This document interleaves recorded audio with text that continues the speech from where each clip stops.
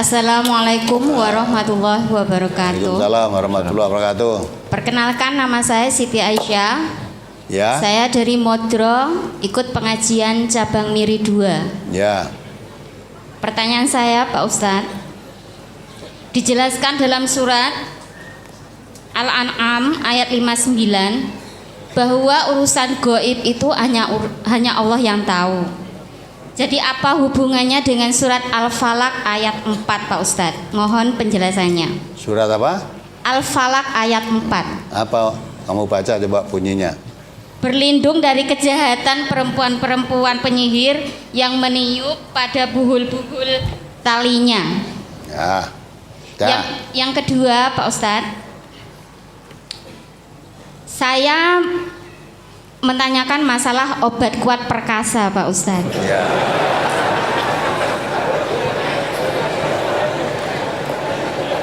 Masa? Ya, soalnya saya menjual obat kuat perkasa sebelum saya mengaji di majelis tafsir Al-Quran. Nah, Terus? sebelumnya tetangga saya juga bertanya, lah Mbak, gimana kalau umpamanya obat kuat perkasa itu dibuat bukan untuk istri, bukan untuk muhrimnya atau untuk zina. Jadi saya menjawab, Pak Ustadz, kalau memang jualan saya obat kuat perkasa ini dibilang haram atau enggak halal, tapi niat saya kan untuk membantu kelangsungan keharmonisan keluarga. Tapi kalau memang tetangga saya kan bertanya seperti itu, saya menjawab kalau memang itu diharamkan, Pak Ustadz. Jadi orang yang menjual nasi, menjual kue yang untuk sesajen atau selamatan, itu pasti juga dibilang haram dong. Saya bilang begitu, Pak Ustadz. Jadi saya begini, saya dengan suami saya juga sepakat sekarang untuk tidak jualan obat lagi, karena saya pengen tahu kejelasannya, apa ada dalilnya larangan atau tidak, Pak Ustadz. Kalau kamu nggak jual, suamimu tidak perkasa loh nanti. Waduh, suami saya sudah perkasa, Pak Ustadz. Oh, makanya mbak obati terus itu.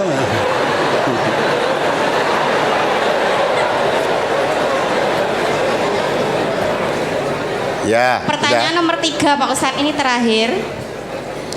Dalam surat Al-Anfal ayat 38 menjelaskan bahwa semua dosa itu dihapuskan kalau kita sudah taubat nasuha. Itu yang saya tanyakan, Pak Ustadz. Suami saya itu kan mantan dari penjahat segala mantan. Jadi dulunya kan pernah menjual senjata api ke seluruh Indonesia. Jadi yang saya di benak saya itu, apakah senjata api itu masih dipakai dengan orang-orang penjahat itu gimana, Pak Ustadz? Masih terngiang di hati saya sama pikiran saya. Itu aja pertanyaan dari saya, Pak Ustadz. Assalamualaikum warahmatullahi wabarakatuh. Waalaikumsalam warahmatullahi wabarakatuh. Jadi pertama ya, Allah menjelaskan dalam surat Al-An'am ayat 59, kunci-kunci yang gaib itu yang tahu hanya Allah. Maka kita jangan mengarang, membuat cerita sendiri hal-hal yang gaib. Yang gaib itu yang tahu hanya Allah. Selain Allah nggak ada yang tahu.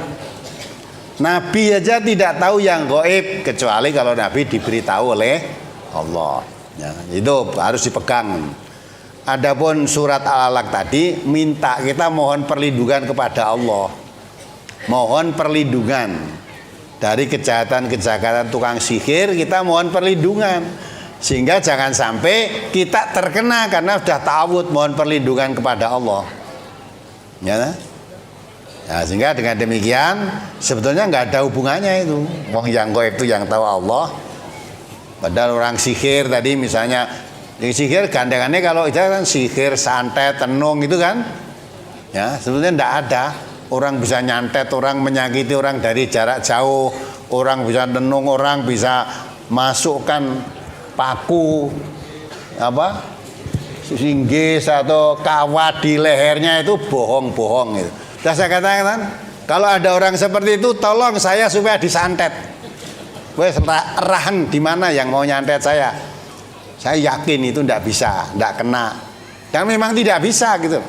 Sudah saya terangkan berulang kali, kalau Indonesia itu ahli santet begitu ada, Indonesia tidak dijajah bangsa asing sampai 300 50 tahun. Ya toh, jenderal-jenderal Belanda, jenderal Inggris, jenderal Jepang santet saja. Leboni kawat gulune itu wis ya, leboni paku hidup sak gegem ngono wis ndak bisa berbuat apa-apa dia. Kenapa harus dijajah? Lah ketika itu tukang santet di mana? Lah kok santet dhewe nyantet temannya sendiri, mergone duwe utang ra disaur-saur, nek ra disantet pakake buta ijo lah. Yang begitu-begitu itu ngawur, tidak ada dalilnya, kebenarannya. Nah, itu harus tidak percaya, kita tidak percaya yang begitu itu. Kemudian obat kuat dijual boleh apa tidak? Ya. Jadi ya, kita jangan ikut-ikutan. Kalau memang obat itu sudah diteliti oleh ahlinya, ya, jadi tidak membahayakan, silakan. Tapi nek wong melu-melu obat kuat tibae membahayakan bagi konsumennya, itu kita berarti menjual sesuatu yang membahayakan, ya. Membahayakan nggak boleh kita jual. Tapi kalau yakin itu sudah diteliti juga di Depkes, Departemen Kesehatan, sudah sah resmi dikeluarkan, ya silakan saja itu mau dijual untuk umum.